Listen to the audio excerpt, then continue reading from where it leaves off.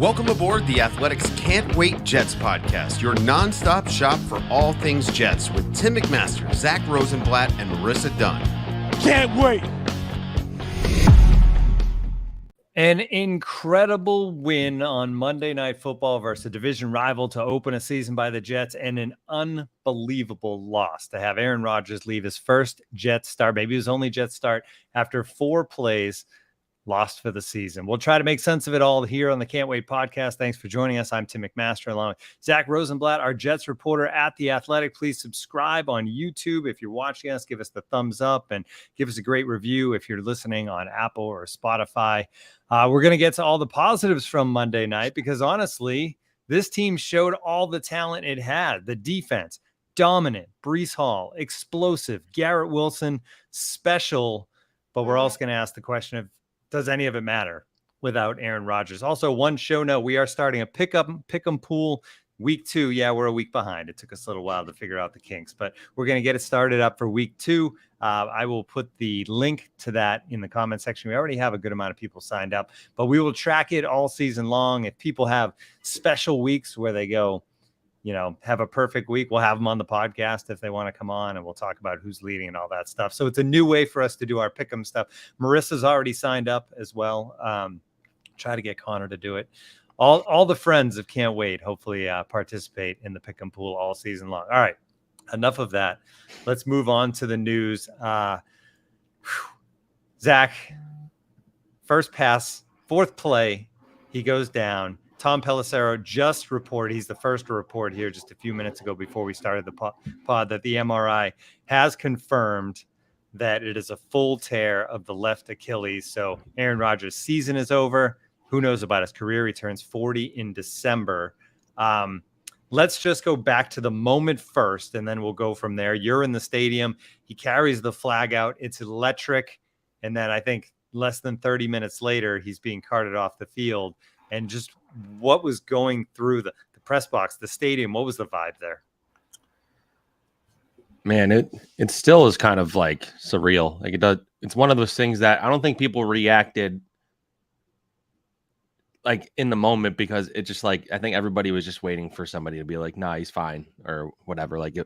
So as you said, so I checked the timestamps at 8:09 p.m. He ran out of the tunnel with the American flag to some of the loudest cheers I've ever heard at MetLife Stadium. And I'm sure Jets fans would agree it was as loud as it got. And then I think it was 8:23 p.m. is when he hit the ground and he stayed down. Or first he stood up and then he went back down. And I think the Jets knew pretty quickly that it was serious. I think they were trying to be optimistic, but by the time he got the x-ray and went in the locker room and got it checked, like I'm like at a loss for words.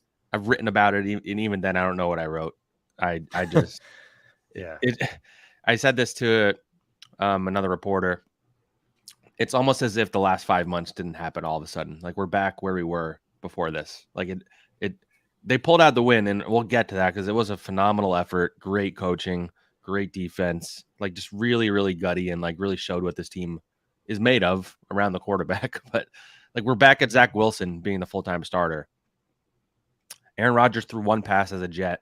And I'm sure we're going to get into the future of this. Like, it's possible that's the only pass he ever throws as a Jet. Like, that's at least in the realm of possibility. Like, whether you believe he's going to go out like that or not, like we can discuss. But it's just shocking. Like, I've had a hard time with my brain wrapping around it. I got back pretty late, but even then I had a hard time falling asleep because my mind was racing.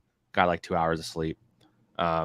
Haven't really eaten today, so if I'm talking nonsense, I apologize. Although I guess I normally talk nonsense, so it's not that different. But yeah, I just in the stadium, like I would say the thing that surprised me the most, and maybe it's because in the stadium, maybe fans like weren't as like tracking it live as like I was in the press box or you were at home. The crowd was still stayed loud the entire game. Like I didn't think the noise let up. I'm sure there were a lot of people freaking out in there. The crowd really stayed into it. A lot of times when something like that happens, there could be like a deafening silence that washes over a stadium, especially something so devastating as that. Especially, just the build up, the joy everybody had. Like we've talked over and over again about how happy Jets fans were all off season, And I spent my whole life with knowing Jets fans, and the only way I would describe them is depressed for their entire lives. And they had this moment. Everybody was happy, excited, talking Super Bowl, talking smack to other fan bases. The Jets, like, I got a story that, Cold Takes Exposed. I had a story that published on Monday at The Athletic about how Aaron Rodgers has the Jets believing. And it was just about how happy everybody was and how he like changed the way the organization operates. And within 4 plays, it was done. His season's over. Like it's really hard to fathom when you like have a build up to something and then it just ripped away. Like, I don't even know what to compare it to. I'm gonna have to think about it. But in history of insane and unfortunate Jets things that have happened, I can't imagine many things worse than this. Like in terms of like the bad luck of this organization. Like, if you want to believe the Jets are cursed, then you got your evidence last night. Yeah, I mean, and when you say, when you think of the history, the thing about the Jets is, and this is terrible, but when things like this happen to the Jets, the franchise has such a, we'll use the word cursed, is so cursed that there's always something from the past that you can compare it to. It's not even like, oh, this is an unprecedented event, because within, moments of it happening last night, the immediate reaction, I think, from a lot of fans, and they even brought it up in the broadcast, was 1999, Vinny Testaverde. The team had Super Bowl. He was host, the honorary captain. Torn Achilles. I mean, he was in the stadium. Him and Rodgers touched each other at the coin toss. He passed the curse on to him or something. Yeah. Passed the stink. It's like in the horror movies when like somebody passes like the demon on to the other person so they can survive. Like, it's just like, I mean, that's the most Jets part of it. Like, the last time it happened, the guy was there, and Testaverde came back, but he was younger than Rodgers. Right, he had an Achilles injury also. I believe he ruptured his Achilles. I have to look back. So I think Rodgers just tore it. I think rupture is worse. I'm not a doctor. I shouldn't. Rupture, I believe, is when you see it rolls up. Like, you almost see it roll up and bunch around the cat, which is disgusting, which didn't happen to Rodgers. You could visibly see that. So I think that's a rupture versus a tear is obviously, but I think either way, you're looking at like a 12-month recovery, right? Like and that's not necessarily for a 40-year-old. So yeah, that's again, like, it's hard to even think about the future part of it because that's so far away from now, but it's hard not to.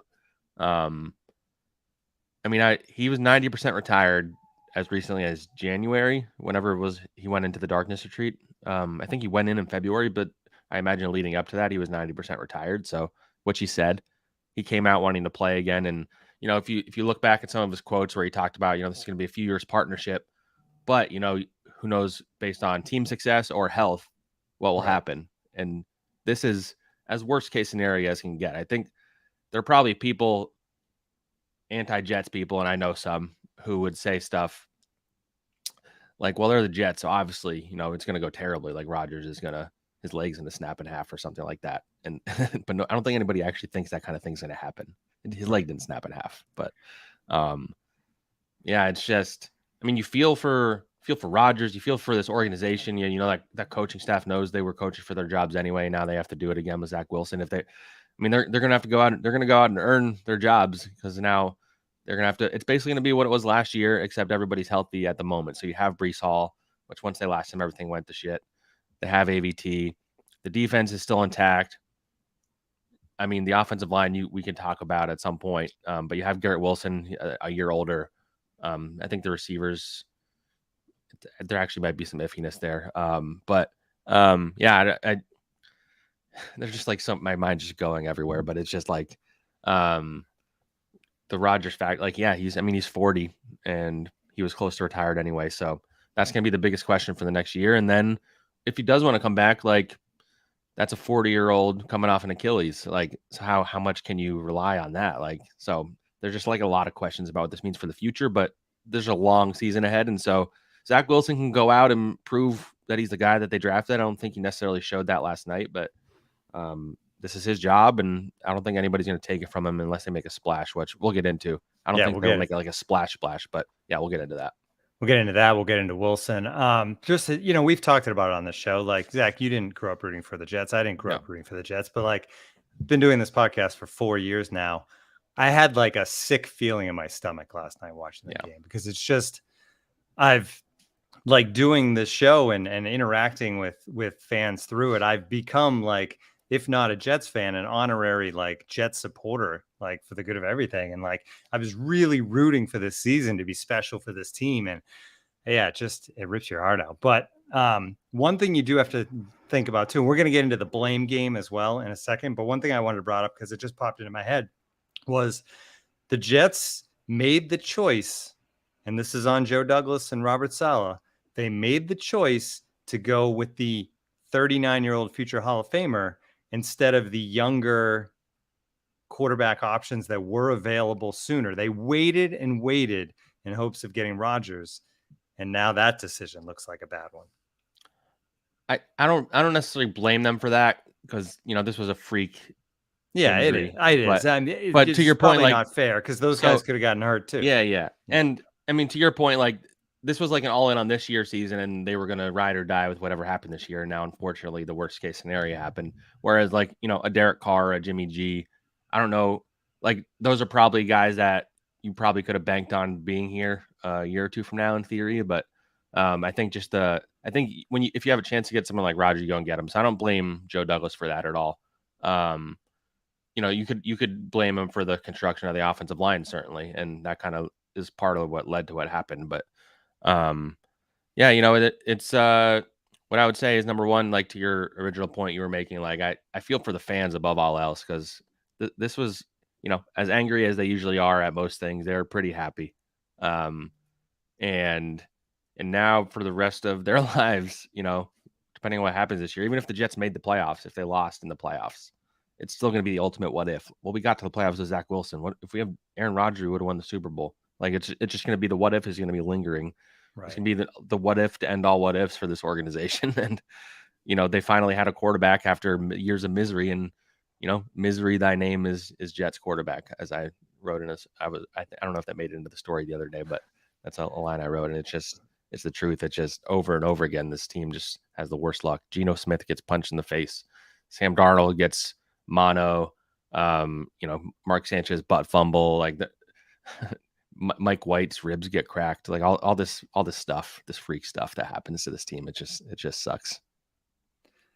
All right. Well, the easy blame is, hey, the offensive line isn't good, and they got pressure on every play. Rodgers was in there, and he ended up getting hurt. But let's peel back the onion a little bit more than that, Zach. There's some other things to when we play the blame game here. One thing that you reported this morning, along with Diana Rossini. Diana, welcome to the Athletic family. Also, we're going to get her on here for a couple weeks now. Yeah, awesome to have her on the team. But you guys reporting that Rodgers himself wasn't happy with the cut blocks early, and we in our text thread, Zach, were actually commenting on the fact that in that first series there was a couple of times when the tackles just did the cut block, just dove at the legs of the rushing passer, and it doesn't allow the quarterback to kind of waste time, I guess, or delay. He's got to get rid of the ball. Rodgers clearly didn't. So that's one area you can go with the blame game, is the play calling and coaching of the offensive line on those plays.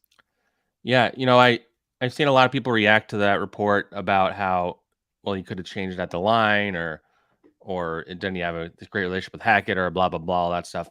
The first 10, 15, or 20 plays, I forget the number, are scripted usually. So the concerns that he expressed were leading up to the game, is what I would say. And I don't think usually you're going to audible out of scripted plays. And ultimately, I think if you watch that replay, maybe Rodgers could have gotten rid of the ball quicker or whatever. But ultimately, I think that was just a point to be made about this happened on a play that Rodgers had expressed that he didn't want to run. And you could take with that what you want. I think it is. You could criticize the play calling in that case, and we're going to see how the play calling looks going forward. I think Hackett came here largely. He got here before Rodgers, but when he had Rodgers in the building, he and him are the same brain, or they were, I guess, except for this moment. But it's going to be interesting. Hackett is going to be under a lot of pressure to run this offense after he didn't do a great job last year in Denver. So, but yeah, that was something that Rodgers had expressed I didn't like, and they did it, and then it went disastrously, and you could blame who you want. I in the moment, like watching the game live, when you see you're watching the quarterback, and then you look, and the first time Mekhi Becton is just like on the ground, and the guy's pressuring Rodgers, throws it away, and then the second time Dwayne Brown's on the ground and the guy's sacking Rodgers, and you're like, what? Did they just fall? Like, what happened? And you watch the replay and you see they did a cut block, and it's like, was there miscommunication or something? But clearly that was the planned play, and it just didn't work out. So it's going to be something to keep an eye on. Like, Zach Wilson does have better escapability, so it'll be interesting to see if they still do that. Maybe it seems like maybe that's a part of Keith Carter's running, like the coaching and the way they block, and Nathaniel Hackett and the way they operate up there. But yeah, it's going to be something to keep an eye on if that's the kind of plays they're going to keep running, and if Zach Wilson is capable of getting rid of the ball quickly like that. Isn't it? I think one question we're going to find out the answer to, right, is Nathaniel Hackett a great offensive coordinator without Aaron Rodgers? I mean, that's history says no so far. Right. Like, maybe that's harsh, but I think that's, if you look at what happened in Denver, it wasn't great. And I think he called plays at one point in Jacksonville, and then he didn't by the end, if I remember correctly.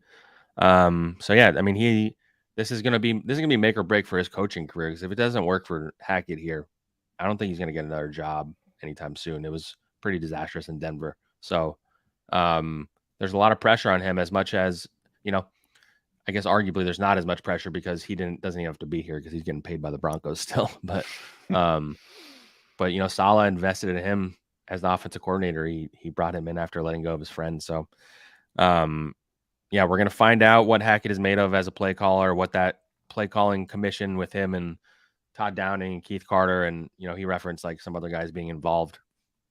But that trio is running this offense without, especially now that Rodgers isn't there. He was basically the co-offensive coordinator. Now Rodgers is out, unless he comes to the sideline as a player coach, which I don't know, maybe he will.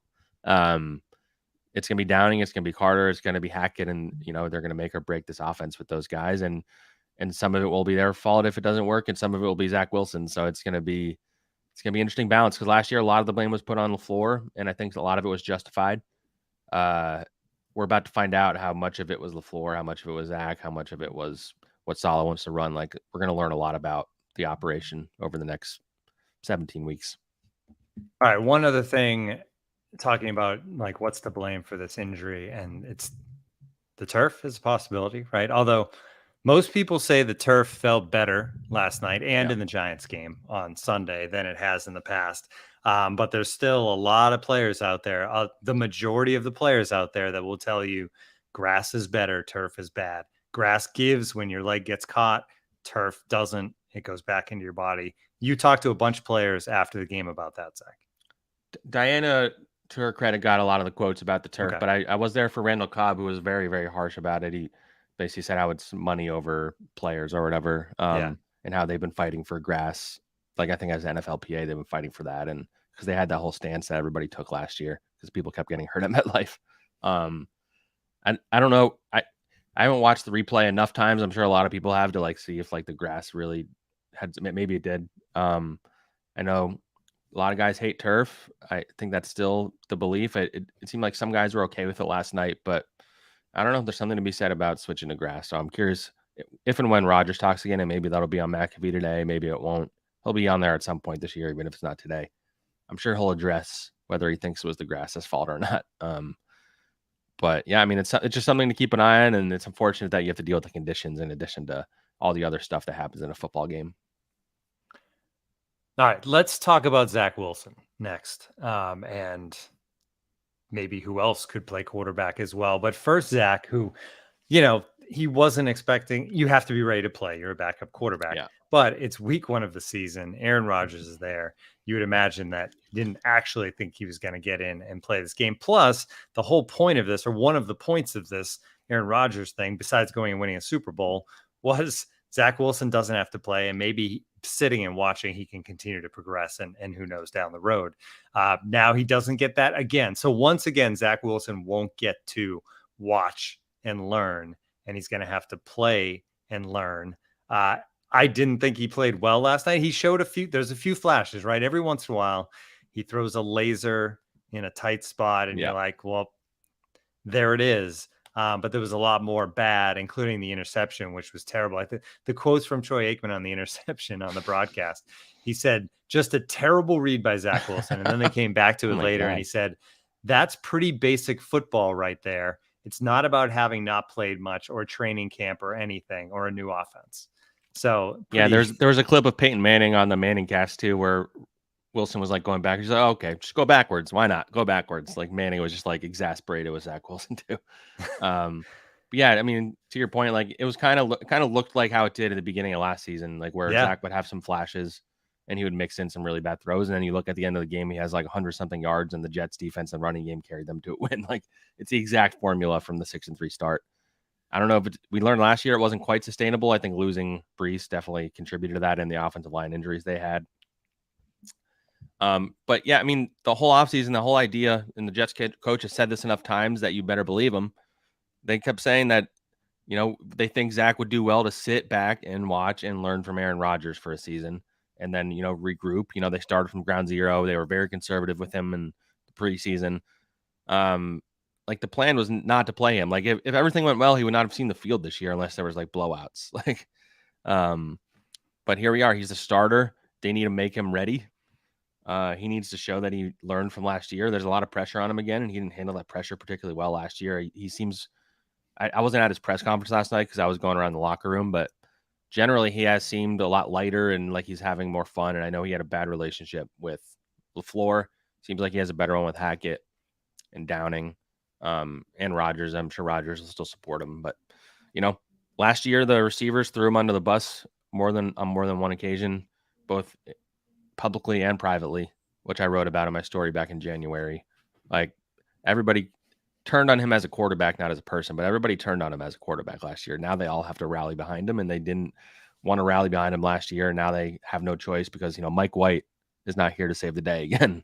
It's Tim Boyle and nothing else. And maybe that's our next topic, I'm sure, about other options, but like there's no savior coming. Whoever they get is not going to be someone who's going to lead them to a Super Bowl. The best you can do is hope you get somebody who, if Zach Wilson fails, that they can help them to the playoffs. And right now that's the goal. You make the playoffs. The Jets haven't made the playoffs in a long time. That's a successful season at this point. It's changed quite a bit from Super Bowl or bust talk, which I never believed anyway, but this is not a Super Bowl team with what they have a quarterback right now. They have a Super Bowl defense. They have a Super Bowl #1 wide receiver and a Super Bowl running back. But they do not have a Super Bowl quarterback. And I think you need that. It'll be interesting to see, once Rodgers is kind of, back, obviously surgery and all that stuff, but if he becomes kind of like an extra coach on this team, or if he kind of like fades into the corner, I don't know. But I mean, that's going to be interesting. I mean, if I was predicting, I would guess maybe he's not on the sideline, especially with that Achilles, but I think that would be pretty telling about how he feels about his future here. If he's sticking around, I think maybe that's a good sign that he wants to fight this out. If he relocates to Malibu to rehab, which, would be understandable too, because that's where he's comfortable. I wouldn't fault him either way. Yeah. I'm just curious. But my point being, like, if he goes to Malibu, then maybe I'm less confident that he's probably going to take the year to think about it, honestly, knowing Aaron. Like, he's not going to decide right now. But, yeah, that is going to be interesting because, he was basically a coach the entire offseason and seemed to be enjoying it. He might, I don't know if he'll enjoy it as much considering he wants to be out there, but that is going to be one of the biggest questions I have in the coming weeks. Like, is Aaron going to stay around? Yeah, it'll be interesting. All right, other quarterback options, and it's a little bleak, but the names are familiar. Yeah. That's what I'll say. I have a story that'll be on the website soon. But we'll go through some of the options now. Yeah, let's get through some of them. Tom Brady being thrown out there. We'll just throw that one away. We can just. That's not happening, guys. I'm sorry. Jameis Winston. Let's go. You want to go through these quickly and just say, like, what do you think that the realistic possibility is and how the player might fit in a few sentences? Jameis Winston. Jameis, I think, is the most intriguing one of the list that I sent you and on the list that I have, because number one, like, he's proven capable. He has like an NFL arm. Like, he has legit arm talent. He's turned the ball over a lot in his career and he's had some injury stuff, but legit arm talent. He's a guy that people love in the locker room. He'll be able to rally the troops. He hasn't been a full-time starter in a little while. In New Orleans, I know he's beloved there. And he also felt like scorned by like getting benched for Andy Dalton last year. So maybe the Saints would want to do him a solid by trading him somewhere to be a starter. I don't think it would cost a lot. So I think he's the most intriguing one out of all the options that are theoretically available. And so, yeah, I'd put him at the top of the list if I was making a list of like who they should go after. All right, Carson Wentz. Oh God, Guy free almost agent. won an MVP. He did. And if you look at his numbers in the year since, he fell off, and the numbers he had would be like the best quarterback season. Even his season with the Colts, that was a disaster, like 27 touchdowns and 7 picks, I believe. But, last year he was awful for Washington. He's been run out of the building in 3 different organizations that, traded a lot of draft capital to go and get him. And yeah, he's not a locker room guy. And this is a team that has a really valuable and, cherished locker room. He's the best free agent in terms of what he's capable of doing, I suppose, but I wouldn't touch that. Joe Douglas knows him as well as anyone. If they brought him in, that would mean Joe Douglas trusts his ability to fit in, because Joe Douglas was there when he was drafted by the Eagles and was there in 2017 when he had his best year and after he tore his ACL and all that stuff. So I think that's why you're going to see his name bandied about, but I wouldn't do it. Ryan Tannehill. See, that was, I haven't seen that on Twitter. That was more of a me thing. He was one of the guys that if Rodgers wasn't the one, he was a fallback for them. Him, Carr, and Matthew Stafford were the 3 guys they also would have went after. Tannehill was an absolute disaster in week 1 for the Titans, probably lost in the game. He had 3 picks. I believe he completed less than 50% of his passes, no touchdowns. The Titans, I think they probably view themselves as a playoff team. I don't know why you would go and get DeAndre Hopkins if you didn't, but they also got rid of a lot of guys. They'd save a lot of money by getting rid of them, and they have a couple young quarterbacks, Malik Willis and Will Levis. So maybe if they just want to save money and just see what they have in those young guys, like Tannehill would be a fine stopgap if he's better than he was in week 1. So that's why I put him on the list.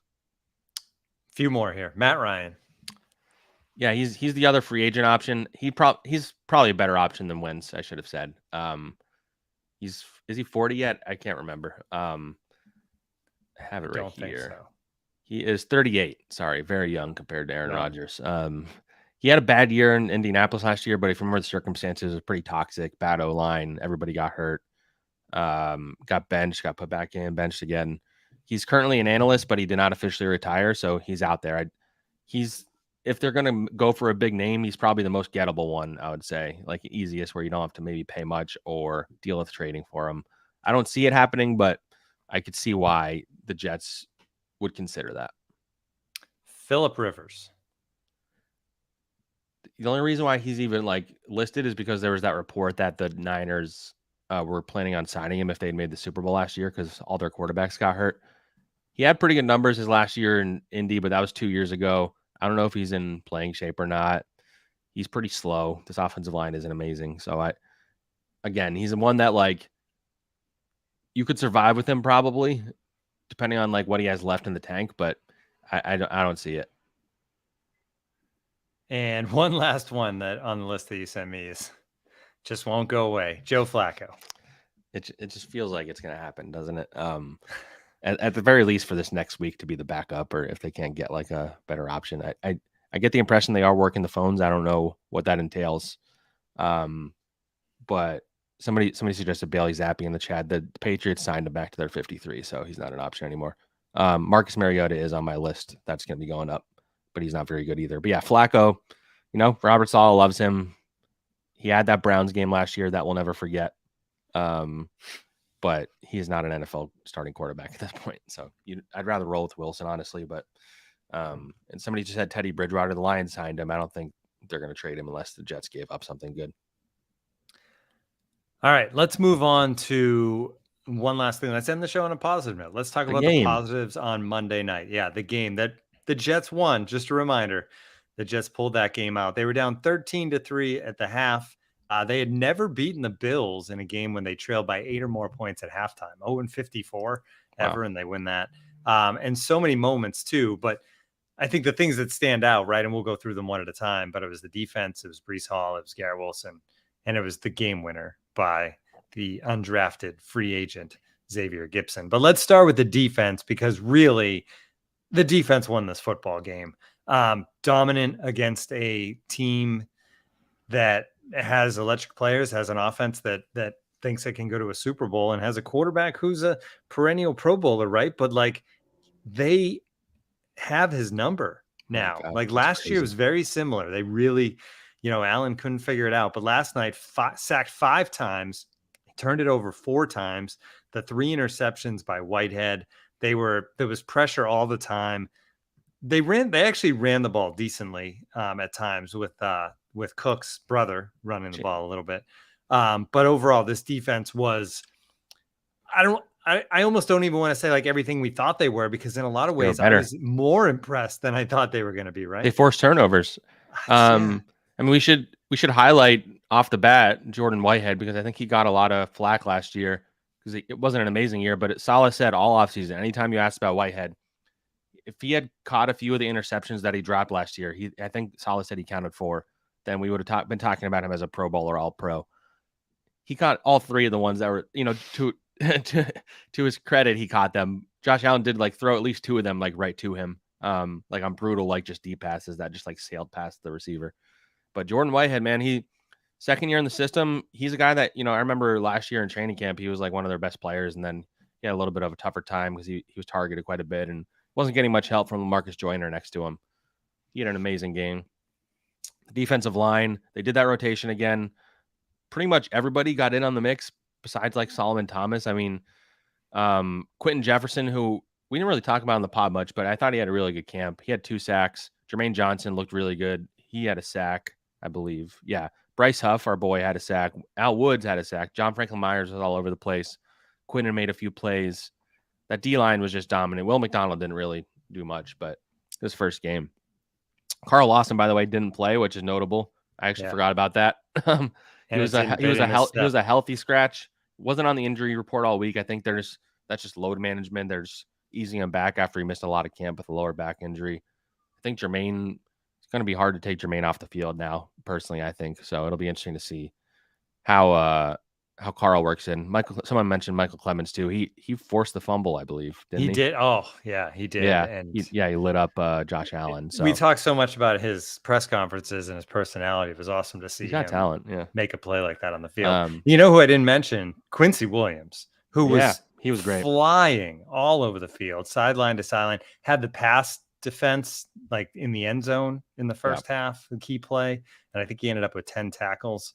And he didn't seem like, the thing we always talk about with Quincy, right, is that he makes the big explosive play and he makes these amazing plays, but then sometimes he's out of place or he's not necessarily in the right. It didn't seem like he had the mistakes either. It seemed like he was just on last night. Yeah, he's a guy that the Jets deserve a lot of credit for developing, because every year he gets better, and he's just a great athlete. And he was all over the field last night. You notice him more than CJ Mosley. And that was a huge game. And I thought it was interesting. They only used 3 linebackers on 4 snaps. Jamie and Sherwood only played 4 snaps last night. They used 4 safeties on 10 snaps, where Adrian Amos was 3 safeties, not 4, where Adrian Amos was in there. He started the game, and Michael Carter II played a lot, obviously. But, and the other matchup that we were watching was Sauce versus Stephon Diggs. And I think Diggs was winning it early. And then, as the game went on, Diggs kind of like disappeared a little bit, which is kind of how it went last year.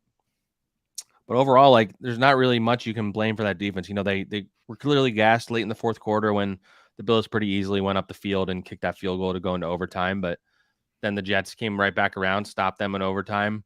And then, which is the next person we should probably talk about, Xavier Gipson, who we were very high on this podcast, and I've been high on him. And I asked Garrett Wilson about him the other day. He had this long raving quote about how the kid's going to be a star if he just keeps being as consistent as he was. Like, people love him in that building. That's been the case since the beginning. He's a star of Hard Knocks. He's a star of Hard Knocks. People talked about him by the end. Like, you would ask about him, and then you would ask about Brownlee, and it was clear they really believed that Gipson was going to be something. And then he ran for that punt return touchdown. Like, that was what a way to walk off. What an awesome debut for an undrafted rookie kid from Stephen F. Austin. Like, 5'8", didn't get drafted. He was the interview, the post-game interview. Oh, was he? I didn't even see that on ESPN. Yeah, and he's a great kid. I've talked to him a bunch in the locker room. Excited to write about him at some point.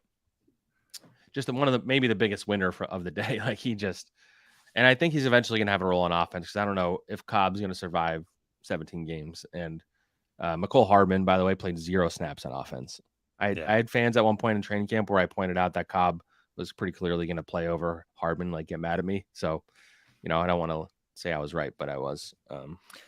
One thing I thought of right after Gibson ran that back for the touchdown was, if Corey Davis doesn't retire, would Gibson have made the team and Brownlee have been released? Like what? It's just I like think these that, little things that happen. or of Charles, I guess, because they have 7 receivers. But oh, that's right. Okay.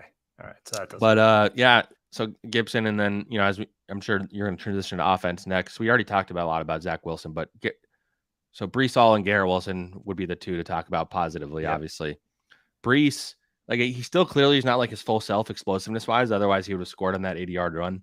That's what I was thinking too. Although he also would have scored and I can fault Garrett on that. I mean, obviously the play of the game was that catch, but Garrett thought Breece still had the speed from last season because he started celebrating instead of blocking the guy that ended up tackling Hall on the play. They ended up only getting a field goal on that drive too, so it really mattered. Yeah, but like I'll cop to it. Like I was wrong. I thought Breece was going to take a while to ease into things. And again, he was not himself completely last night, but he was good enough. Only 10 carries. He had 10 carries and he averaged 12.7 yards a carry. So, I mean, a lot of that came on the 83-yard run, but he had another pretty long run. His first run was 20, right? Right out of the gate, he went for. So he looked like, as the season goes on, like they have a star again. And whereas Dalvin Cook, it seemed like either needs some time to like ease back into football shape, or he just maybe doesn't have any juice left because he didn't look great compared to Breece. And so Breece, they missed him last year, and you saw today why, because that was a legit threat. And then you have Garrett Wilson, who they did not throw the ball to him enough throughout the game. And I made a joke on Twitter, which came back to bite me when they won, about how it felt like last year, the defense carrying them, Zach Wilson incompletions, and Breece Hall carrying the offense, and Garrett Wilson not getting the ball enough. Like it was all like deja vu. And then he makes that amazing play in the end zone where he pretty much is falling, draping coverage, like kind of tips it to himself, catches it as he's falling. It's one of the best catches I've seen at MetLife. He's an absolute stud, and you hope that him and Zack can form a better connection than they had last year, because that was, Garrett was one of the ones who was most vocal about his displeasure. He didn't necessarily say Zach Wilson ever, but he was pretty vocal about it. So I think the biggest loser is not the right word, but Rodgers getting hurt, like Garrett was headed towards like 160 target season in Devontae Adams numbers, that he can still get to like significant numbers, and we can still talk about him as one of the 10 best receivers in the NFL, but it's going to be harder to get to those numbers with Zach Wilson throwing the football, because they're probably not going to throw it as much with Zach as they would have with Aaron. They got to find a way to get him in. I know they had the one quick pass to the sideline to Garrett that he went for a loss, I think, but if Zach's not capable of taking a drop and find, like a legitimate throw to Garrett Wilson downfield, they got to find ways to just get the ball in his hands. It's so, every time he touches the ball, it seems like there's a chance something amazing is going to happen. Hey man, Breece. I mean, just watching those two guys and Sauce, and it just it's going to be hard for a team, Jets or otherwise, to replicate that draft Joe Douglas had last year, because it's just Jermaine Johnson. So you have that foursome now, because Jermaine Johnson, I think, looks like an absolute stud. So you have Garrett, you have Sauce, you have Jermaine Johnson, you have Breece Hall. That's 4 just absolute studs. And Tony Adams is a starter as an undrafted rookie. You can count him in that class. Like for as many misses as Joe Douglas had leading up to that draft, like he couldn't have hit more home runs. And so because Breece, again, like he's not even at 100%. And this dude ran for 127 yards on 10 carries against a defense that's supposed to be one of the best in the league. Like, it just kind of makes you go back. Like we're talking about what ifs, like last year's what if is if Breece Hall never goes down, because they probably win a couple more games with him. Like he has that level. Yeah, they probably get. You could say what you want about running back value, and I think it's legit, but he is value to a team that doesn't have a good quarterback. So that's Breece blew me away last night, frankly. Like I just did not see that happening. I thought I predicted he'd have 5 to 10 carries. He had 10 carries, so I was right about that. I thought he maybe would have a few splash plays. I did not expect it to go the way it did. And now, I think that's why, and I haven't really talked about this yet. Like when I went to the locker room after the game, other than Dwayne Brown and Randall Cobb, because he's like best friends with Rodgers, obviously. He's like, Rodgers is his kid's godfather, and they call him Uncle Aaron and all that, as you saw on Hard Knocks. And then Dwayne Brown was one who, had the block that led to the injury, so he was emotional. But otherwise, like everybody was like, they were celebrating the win and they were kind of happy in there. Maybe it was like the shock of the moment. I don't know. But like at one point I saw Mekhi like all joyfully talking about how he's going to go play video games, and CJ Uzomah, Michael Carter asking what he's going to play and talking about playing with him. And you have, Garrett Wilson kind of laughing about his touchdown and talking about how that's from playing basketball and from his mom. And like it was a happy locker room, which is not what I expected. I've been in a lot of somber locker rooms, including Jets locker rooms. But anyway, so I think if you're going to be excited, if you're going to be optimistic, like number 1, 2, and 3 reasons are the defense, Brees, and Garrett Wilson, like whatever order you want to put them. And so, I'm sure we're going to wrap up shortly here. Like the Super Bowl is no longer within sight. The season is not over, even if like the Super Bowl aspirations are, and eventually we'll move on from this moment. It just feels like we're stuck in this moment right now because it's just so crazy that after all the talk we had this offseason, like we're gonna like these podcasts that we had all year, like everything, most of the stuff we talked about is out the window. Like our over-unders are a disaster. And yeah, I mean, nobody's gonna forget this game ever, this week 1 game against the Bills that they won, because so much crazy stuff happened, including Rodgers going down, and now everybody's gonna have to show what they're made of, especially this coaching staff, because their jobs depend on it. All right, I think that's a good way to finish things up. We'll be back later in the week to get you ready for week 2, talk more about this as well. I'm sure we may hear from Aaron Rodgers between now and then as well, whether, he goes on McAfee at some point this week. So, and just keep tracking Zack stuff too on Twitter and on The Athletic. Great information coming from there. And you mentioned Diana Rossini. You guys have been working together a lot on this stuff over the last, I guess it's just like 15 hours. Seems like it's been longer than that, but about 15 hours since that game started. So go to theathletic.com/can't wait. Still the great deal going, $1 a month for 12 months for new subscribers if you haven't already. So check that out. And we'll talk to everybody later on this week. We can't wait.